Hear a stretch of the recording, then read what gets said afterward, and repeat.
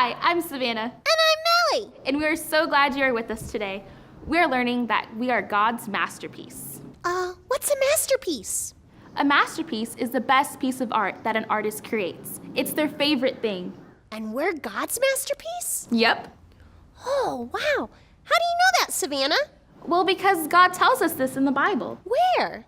In Ephesians 2:10, God tells us that we are his masterpiece. Wow. What else does it say? Well, let's find out right now by singing our Bible verse song. Oh, yay! Let's do that. So kids, stand up with us and let's sing Ephesians 2:10.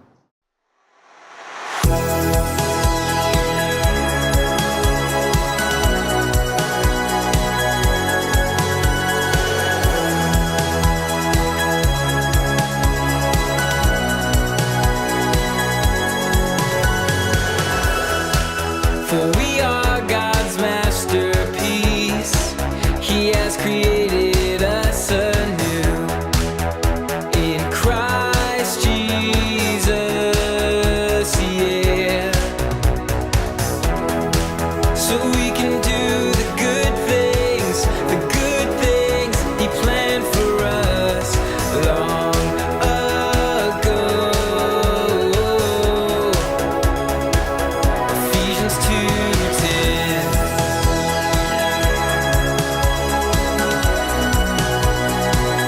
Ephesians 2:10.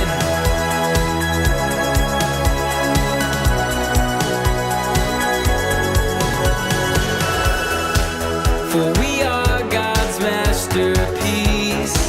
He has created us anew in Christ Jesus, yeah. So we can do the good things He planned for us long ago. Ephesians 2:10.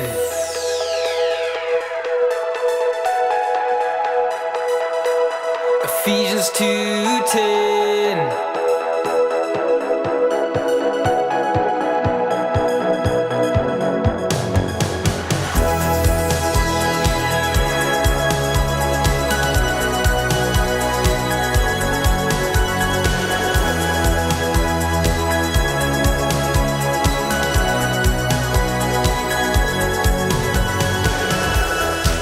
For we are God's masterpiece.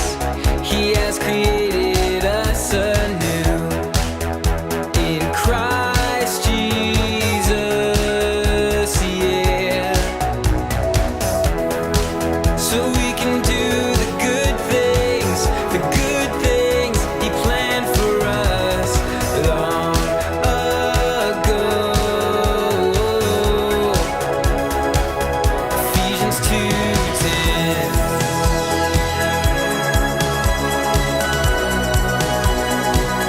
Ephesians 2:10.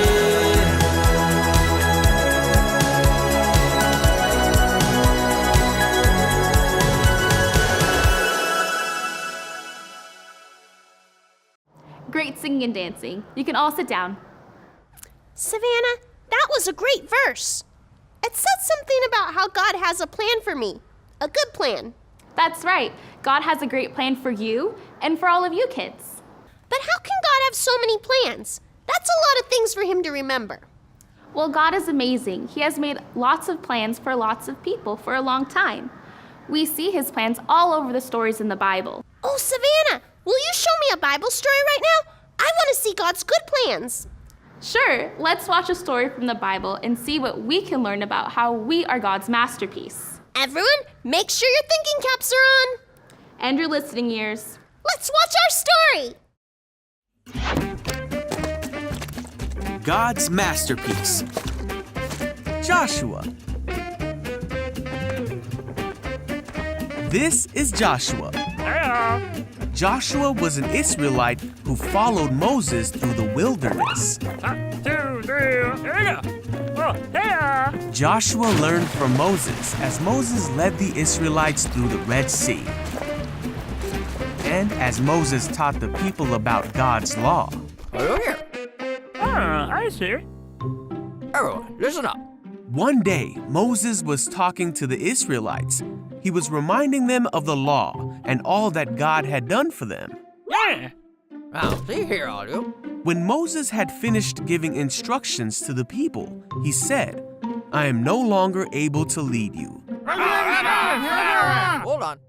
Do not be afraid, for God will neither fail you nor abandon you." Yeah. Then Moses called Joshua Me? and told him to be strong and courageous, for he would lead the Israelites into the promised land. Well, see? Then Moses died. To this day, no one knows exactly where he was buried. The people and all of Israel mourned. The people of Israel looked to Joshua to lead them, as Moses had told them. There he is. Yeah. God told Joshua to be strong and courageous, for he would be with Joshua wherever he went. He told him to remember what Moses had told him and to study the book of instruction. God told Joshua that it was time to lead the people of Israel across the Jordan River and into the promised land. Okay, here. Joshua told the Israelite officials to go throughout the camp. Get out there. They instructed everyone to pack up and get ready to head out. Come on. Joshua told the Israelites they were going to cross the Jordan River. See here. That's what we're going to do, okay? And so, Joshua prepared to lead his people as the Lord had commanded. That was such a good story. God had a great plan for that person. Yes, he did. But Savannah, what am I supposed to learn from that story? There's so much to learn from that story, but I think we should see what Pastor Steve has to say about it. Oh, that's a great idea. He's super smart. He is, so make sure you still have your thinking caps on. And your listening ears. And let's join Pastor Steve for Get It, Got It, Good.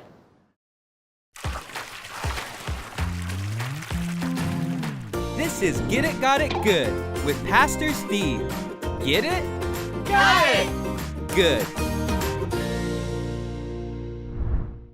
Hi guys, I'm Pastor Steve, And I'm Winston. and this is Get It, Got it. Good.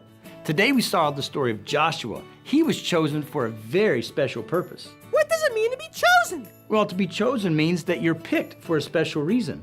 It means that you're wanted. Oh, Well, Winston, what's wrong? well, it's kind of embarrassing. Well, Winston, you can tell me. I was just at tryouts for the Scuppet Baseball League, but I was the last one to get picked. And most of the time, I don't even get to play. It just makes me sad. I guess I don't feel like anyone wants me on their team anymore. Oh, Winston, I'm so sorry. It hurts when you aren't chosen for things. But hey, did you know that God has chosen you? What? He wants me to be on his baseball team? Oh, better than that. He wants you to be in his family. Really? Yes, and he also has chosen you for a very special purpose. Remember that story that we just saw? The one about Joshua? Yes. He was strong and brave, and he would get picked first for the Scuppet Baseball team. Well, he was special in his own way. He also spent a lot of time training and learning with Moses. And Winston, the truth is that God has a very special plan for you that's different than anyone else. And for you kids as well, because you are God's masterpiece. You are chosen. God has a plan just for you. Huh. So, God does have a plan for me? He chose me, so even if I don't get picked on the baseball team, I know that God loves me and He picked me to be on His team. That is exactly right, Winston, and it sounds to me like you get it. Got it! Good. We love you guys, and we'll see you next time. I think I got it now. I am God's masterpiece, and God made me special for a special reason. Thanks, God! Good, Melly. God did make you special. And kids, he made you special too. You are his masterpiece. God created you to do the good things that he has planned for you.